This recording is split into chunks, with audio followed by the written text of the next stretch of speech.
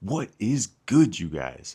Today we are talking about some heat, and not only that, but this is like an ultimate grail that I never thought I would ever have in hand. I basically gave up looking for them because I just thought that was never going to happen until I came across them for an offer that I just didn't even have to think about. Buy them, instant cop. This collaborator has done so many fire shoes with New Balance, but this one in particular has got to be at the top of that list. So without further ado, let's get into it, because today we're talking about the New Balance Salehe Bembury 1906R from the Heat B Hot Pack.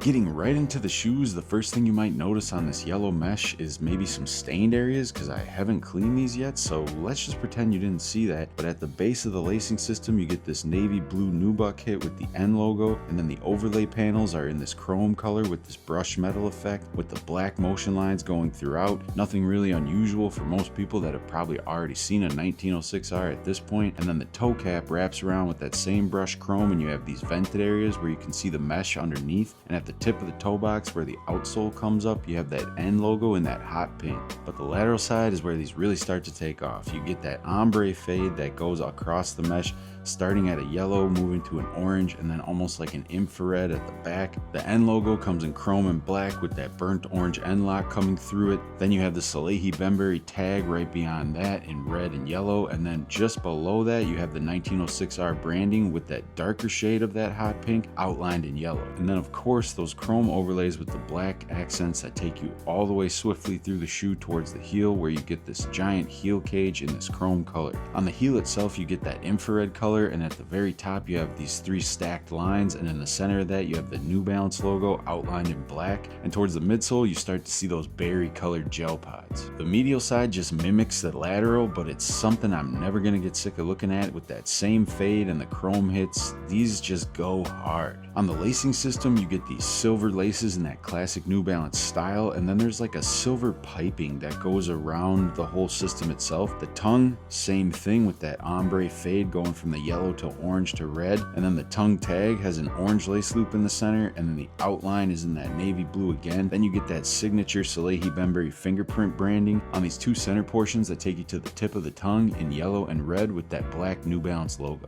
The back of the tongue and sock liner come in that matching navy blue that you see on the hits coming up the lacing system, and then the insole on these is actually a cork insole, and you have the co-branding of Salehe Bembury New Balance in black. Now the midsole comes pre-scuffed for that aged look, which we've seen before and we'll see it again, but on these it just pops. You start with that medium gray, and then towards the back you see the black midfoot shank, and then you get that nice fin of that darker gray in the middle, and then you have these berry colored gel pods that match that hit at the tip of the toe box. And then that medium gray portion that starts on the lateral side leads you into the medial, where you just get a pure silver gray with that aged effect again, and then you can see a little bit of that midfoot shank poking out in the bottom in black. Now the coolest thing about the outsole is actually the color. If you have these in hand or have ever seen them in person, it's actually not black. It's like a midnight navy, and I really like that addition to it. They could have literally just went with black and it would have matched all the other hits on the top of the shoe, but it just adds to it that they changed that up. Aside from that, you get hits of that silver gray in the forefoot and by the heel, where you get that New Balance logo, and then the stability logo right here is in that berry pink again. And for anybody who doesn't have a 1906R, this midsole and outsole is identical to the one on the 860 V2 and on the 2002R.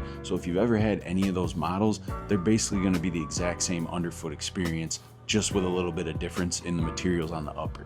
And last but definitely not least is the box. It comes in a standard cardboard colored box, but it has this crazy floral jungle motif that's all over every side of the box. You get the New Balance Salehe Bembury co-branding on almost every side, and at the center of the lid you have the classic New Balance logo with Salehe Bembury's signature thumbprint on it, and then his official branding underneath that he also uses for his company Sponge. And then opposite the size tag you get the Heat Be Hot labeling with a little bit of a denotation that this is the third collaboration between Salehe Bembury and New Balance. And then the tissue paper on the inside comes in that matching cardboard brown and just mimics that same design with an all-over print. Now this particular colorway, or just the Heat Be Hot pack in general, is something most people only dream about because the resale is so insane. And I was one of those people as well, until I found these. When I was actually digging through the box, I found the original tags and the previous tag from the resale, and I guess from Soul Priorities these sold for $640, but I was able to pick these up from Cola Kicks for $500. So like I said,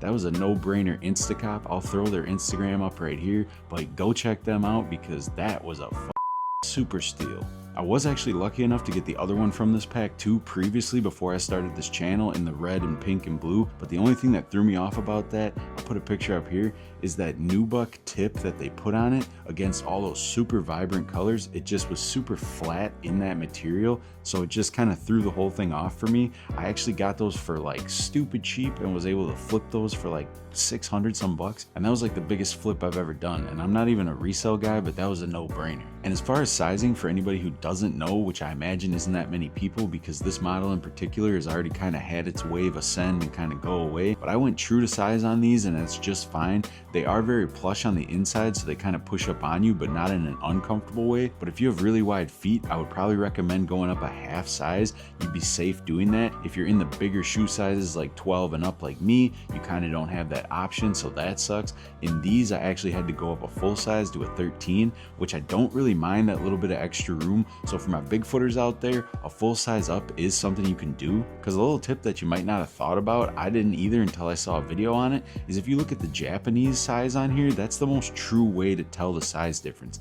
These are 30 centimeters and this is 31. So from a size 12 to a size 13 is 1 centimeter. People get hung up on the American sizing system and they get freaked out with a whole size up, but it's just 1 extra centimeter. But the only thing I will say for this model that I've said in previous videos is depending on the type of material on this upper, the mesh specifically, the shoe can kind of bulk out on your foot. So the bigger your foot is, just keep that in mind that this thing, once your foot is in, is gonna kind of expand on you. But honestly, on foot, I don't really know how much I can say that isn't already evident visually. These are just fire.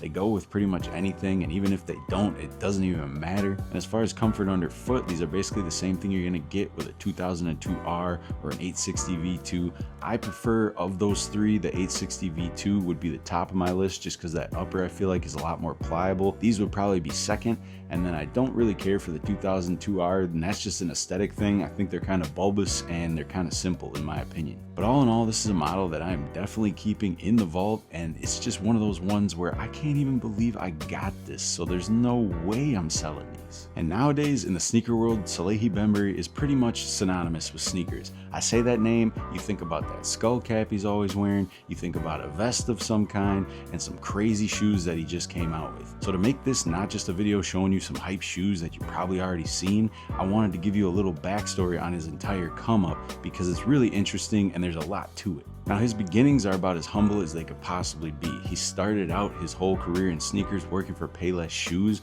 and he actually looked back on it saying that it was a good experience educationally wise about different types of models just because they carry such a broad variety. But shortly after that, he got brought in with Nike-owned company Cole Haan, and he was a part of the team that was responsible for the creation of the Lunar Grand. And I don't know if you guys remember, but I remember seeing that shoe and being like, damn, this is a sneaker dress shoe. Like, that's super crazy. And this already showed Salehe Bembury's kind of outside of the box approach to sneakers. He then went on to work for John Buscemi's company Greats as the footwear design director. And I don't know if some of my old heads remember this kind of Louis V-ish, you know, shoe, the ones with the padlock on the back.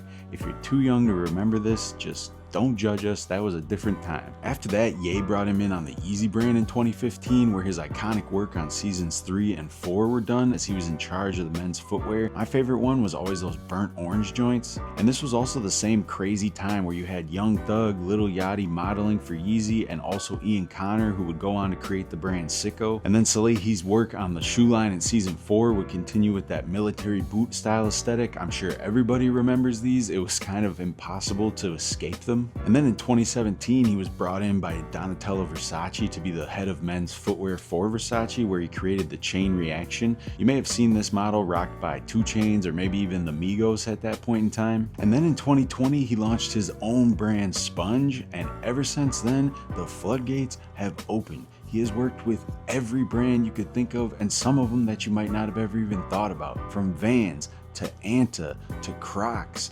Brand Black, Clarks to Montclair, and then adding in the absolute archive that he already has going with New Balance that's still happening today. And that's not even including the simultaneous work that he's been doing with Puma and his agreement to create their basketball line and the debut of the Halley Ones. The dude has worked with more brands in a 5-year span than any other collaborator that I can think of, and he always carries through his personal and unique design language, and it honestly just feels like this dude cannot miss. And even if he does, it doesn't even matter, because I'm sure immediately after that, from somewhere else in the sneaker space, another collab will just drop out of the sky. Obviously, I'm a big fan of the work that he's done in general, and I look forward to seeing more and more of it in the future. But that's going to wrap up my review on the 1906R Heat B Hot Pack. If you wouldn't mind throwing a like or a comment or subscribe, I'm really trying to pump these videos out for you guys and make them as best quality as I can. But thanks for watching, and remember, life's short, so buy the shoes.